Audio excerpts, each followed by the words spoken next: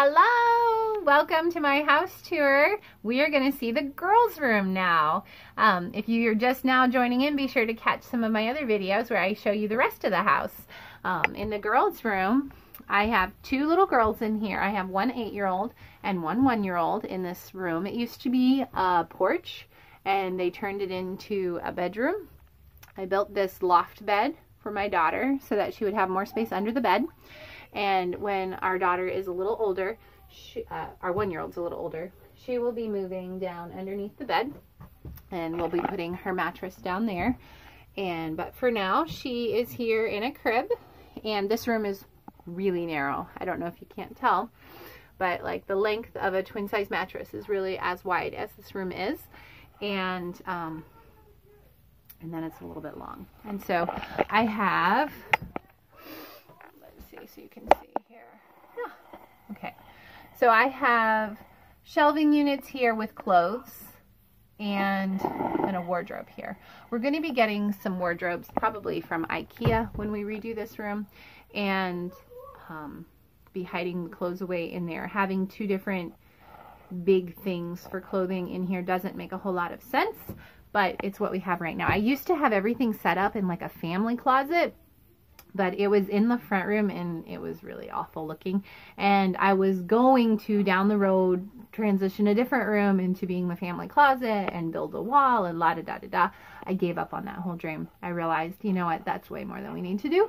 We'll just move the clothes back into the kids' rooms and into our room and not do that. But I have these shelving units from the family closet that used to be. And I'm just using them temporarily until we get wardrobes.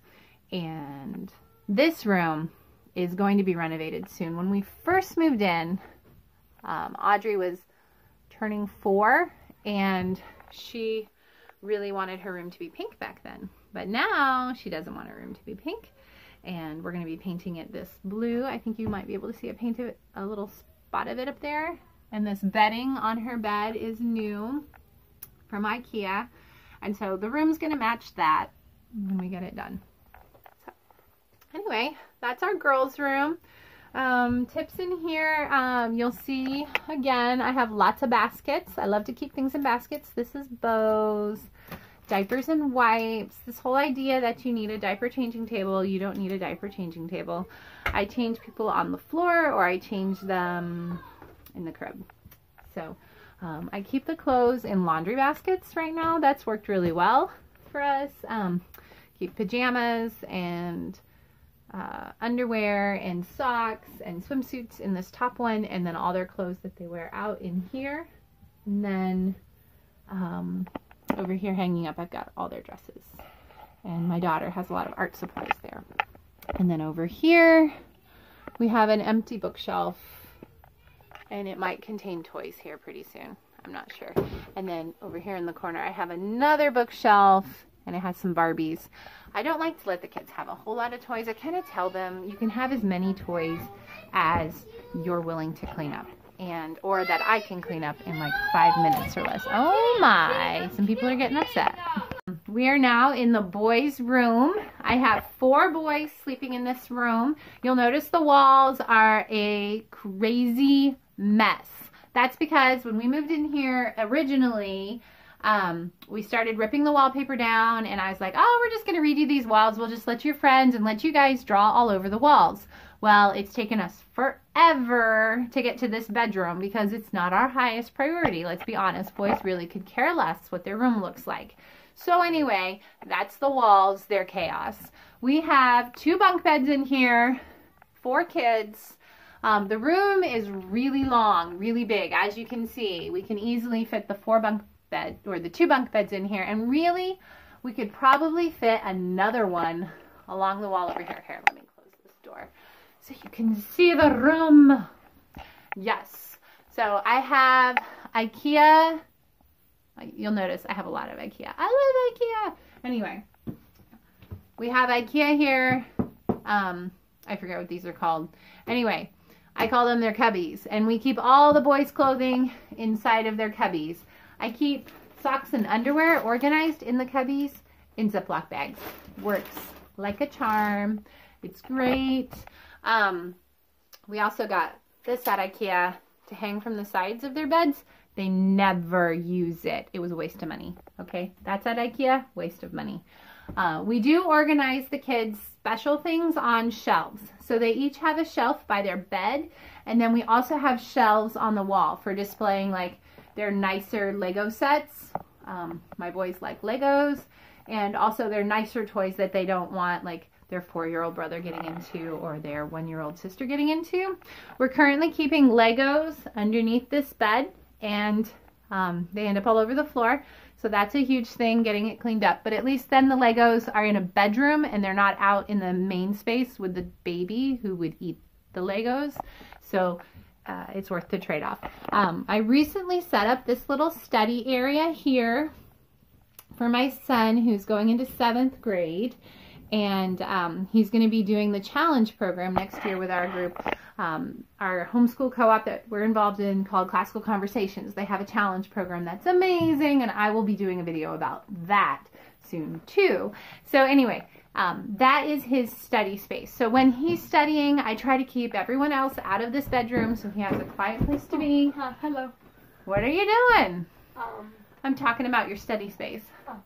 So anyway, that's his space that I set up with his table and his school supplies, and it's right by his bed. So if he wants to lay down in bed while he's working, he can. And theoretically, he's supposed to have a quiet place to study. But of course, he really is sharing this room with 3 siblings. So there's 4 of them all together, and so it's a trick. Sorry about that blinding light. Anyway, that's the boys' room. And we're on to the bathroom. We're in the hallway. This is closer to my bedroom, which is where the baby is sleeping. So I might be a little quieter. Hopefully you can hear me talking. Anyway, behind me is the game closet. And coming up this week, hopefully, I am going to organize this game closet. So notice the chaos.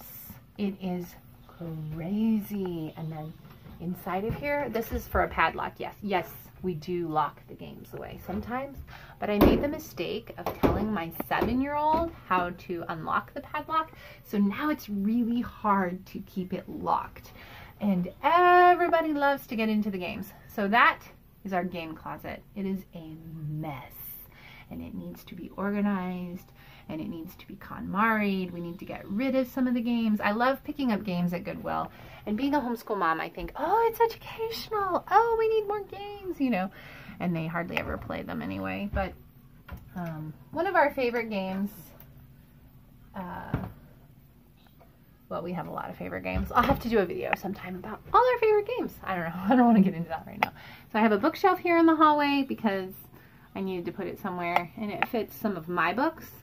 And then right here, I have a hallway closet. And it has cleaning supplies, and it also has bathroom things in it. And then down on the floor, we have the kitty litter for the cat.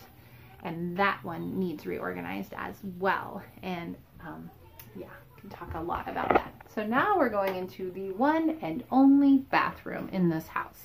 And I would say that is probably one of the biggest challenges about living in this home, is having only one bathroom and it does not have a shower. So we have to take a bath every single time, which can be kind of good because I'm learning to relax and take a bath, but I miss having a shower. Anyway, this is our bathroom. It's really small. I don't know if you can see. We did already renovate this bathroom. We discovered, of course, it was an addition, and so this is the outside wall that we exposed. We thought, oh, that's kind of interesting, cool looking, we'll leave it. And this is our bathtub. We did put up this half wall. We were having holes in the wall. It was really bad. So what's funny is when you buy a fixer-upper, people don't even realize what you put into it because it just looks normal when you're done. It's kind of sad. You're like, no, you don't know how hard we worked to get that done. And they don't even notice, you know?